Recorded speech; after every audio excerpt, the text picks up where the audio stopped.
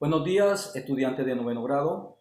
Hoy, 4 de mayo, iniciamos otro capítulo aparte de lo que ya hemos visto de la Revolución Rusa que ustedes investigaron. No me han mandado ningún resultado.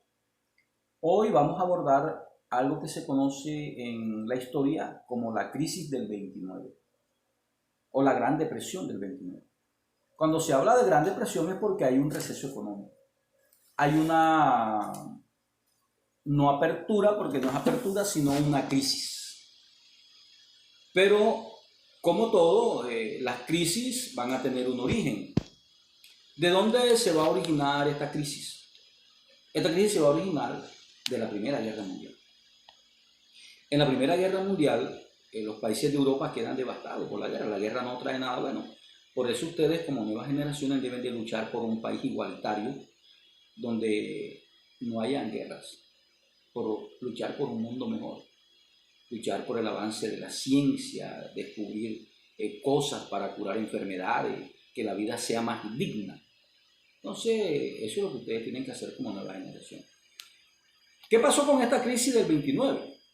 Hombre, Estados Unidos va a rebustecerse, va a tener un músculo económico grande porque Estados Unidos, el imperio, va a hacer préstamos a los países devastados de Europa. Estos países quedaron devastados por la guerra. Su economía quedó por el suelo. Hay un descontento de las personas, no hay empleo, las empresas cierran. Mejor dicho, es un acabose. Comienza entonces la bolsa de valores en Estados Unidos a recibir acciones. La gente comienza a dar sus ahorros que tienen, comienzan a darlo a la bolsa de valores para hacer préstamos a Europa y ellos poder tener también una divisa de lo que se conoce como el rédito o una ganancia. Pero ¿qué pasó? Llega un momento en que va a colapsar, porque es que los países europeos están en crisis. Hay un receso económico, hay un problema económico ahí. Ya, entonces, hacen préstamos, pero no van a recibir lo que ellos están esperando porque ellos también están en crisis. Entonces comienza un descontento y comienza una problemática en el imperio norteamericano porque se va abajo también la economía. Entonces, esto se va a conocer como la Gran Depresión del 29. En medio de esta crisis, en medio de esta problemática, es necesario replantear entonces el modelo económico que tenemos. En ese modelo económico se va a levantar dos personajes. Un pensamiento neoliberal, la palabra neo significa nuevo, van a reestructurar al liberalismo. Aparece el señor Keynes y el señor Lippmann. Ya, van a hablar sobre el modelo económico clásico. Este modelo económico clásico del neoliberalismo va a dar una apertura, va a abrir un camino para que el Estado sea el que tome, por decirlo así, las riendas de la economía. Porque la economía no está manejada por el Estado. Entonces, ahora en el neoliberalismo, el Estado se va a hacer cargo a la economía. Entonces, al cargo a esta economía, que es una de las principales bases que va a tener el neoliberalismo, se va a dar apertura también, se va a abrir el camino para que las personas, la propiedad privada, pueda también generar empleo. Hasta el día de hoy, pues se ve, en algunos países le llaman, como aquí en Colombia, la economía mixta. Vienen extranjeros, invierten, el Estado también, hay empleo. Pero va a surgir un pequeño problema. Lo que va a proponer el señor Keynes y Lippmann es bueno, pero ahora viene el pensamiento humano, o sea, bajo qué condiciones me van a emplear, cuáles son mis garantías. Entonces comienza el trabajador a mirar pues qué están produciendo, porque es que hay una cosa en el capitalismo, que en el sistema capitalista lo que interesa es la producción que genere divisa, que genere ganancia. Entonces, muy poco le está importando la condición del trabajador. Ya ustedes lo ven los 1 de mayo. Este 1 de mayo pues no pudimos marchar porque estamos todavía hacinados, quién sabe hasta cuándo. Se dice que esta pandemia es algo inventado, se dice que esta pandemia es algo que no es real, pero bueno, hay muertos.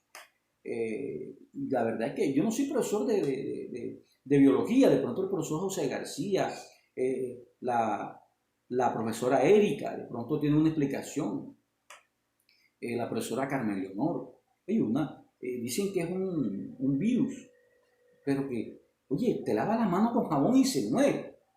Oye, ¿cómo no han encontrado una medicina, algo?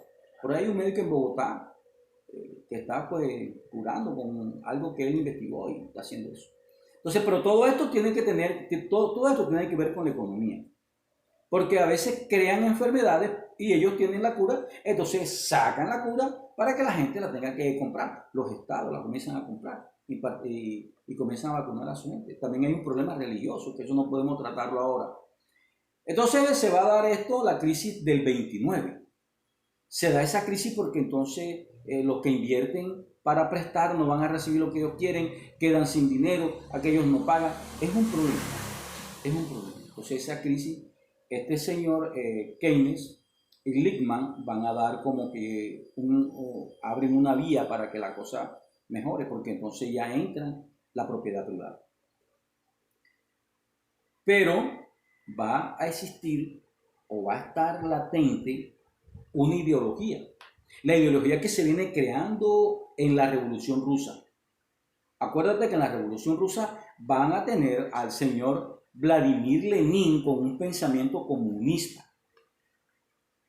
Hablan del comunismo, pero la antesala del comunismo es el socialismo. Que el hombre debe estar capacitado para poder asumir. ¿Por qué no se ha dado el socialismo a nivel mundial? Algunos países intentan.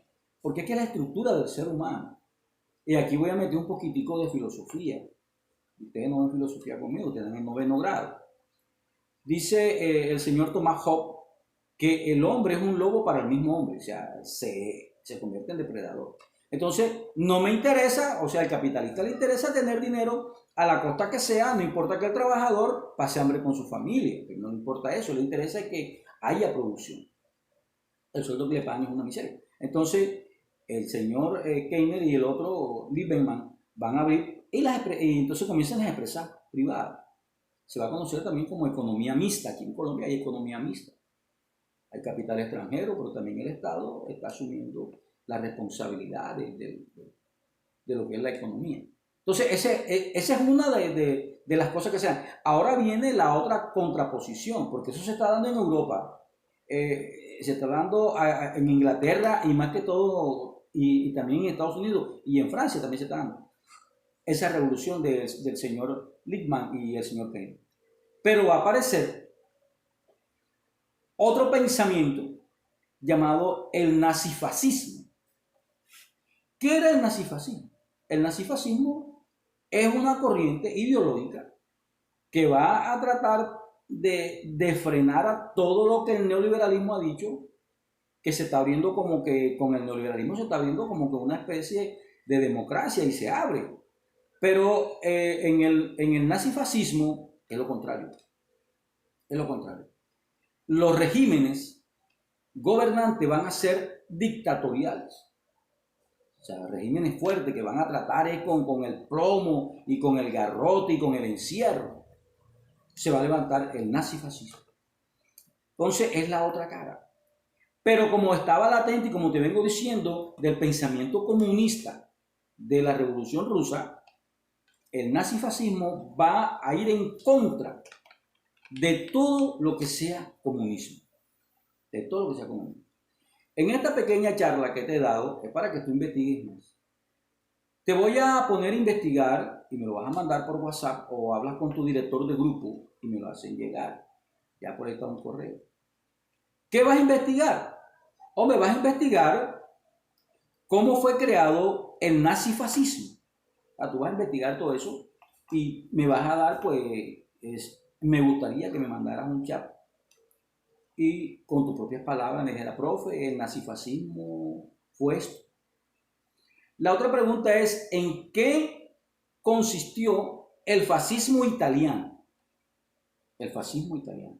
Esa es la otra parte que vas a investigar. Me vas a hacer un comentario muy bueno de la Alemania nazi. Me vas a hacer un comentario. Y me vas a explicar cuáles fueron las causas y las consecuencias de la Guerra Civil Española. Me vas a investigar eso para poder llegar a la Segunda Guerra Mundial. Consecuencias, causas y consecuencias de la Guerra Civil Española.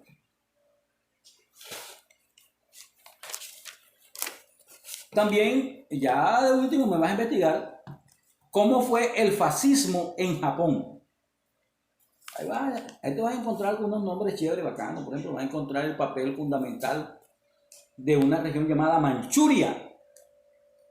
En esa región llamada Manchuria te vas a encontrar pues una serie de cosas bien chéveres ahí.